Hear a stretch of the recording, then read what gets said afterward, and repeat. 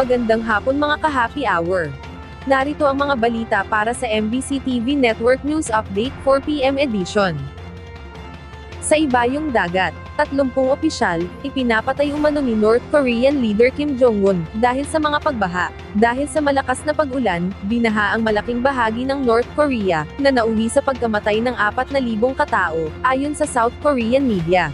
Ayon sa local media, sinabi ng isang opisyal na nasa 20 hanggang 30 katao sa North Korea, ang kinasuhan ng corruption at dereliction of duty, kung saan sinentensyahan sila ng parusang kamatayan. Dahil sa kapabayaan ng mga nasabing opisyal, nasa 4,000 katao ang nasawi sa North Korea, gawa ng matinding pagbaha. Iniulat din ng North Korean Central News Agency, noon na mahigpit ang utos ni Kim Jong-un na parusahan ang mga opisyal, matapos ang matinding pagbaha sa Chagang Province noong Hulyo. Hindi na tinukoy kung sino ang mga opisyal na pinapatay umano ng North Korean leader. Narito naman ang 5 pangunahing balita ngayong Biyernes, September 6.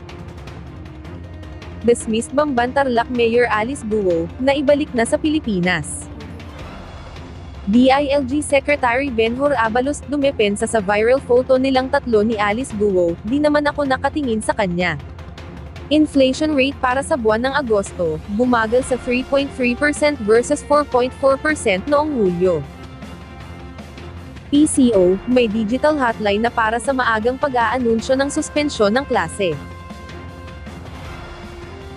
At half-cup rice policy, isusulong ng Department of Agriculture. At yan ang mga balita para sa MBC TV Network News Update 4 PM edition. Abangan ang mga susunod na balitaan mamaya, para sa 5 PM edition.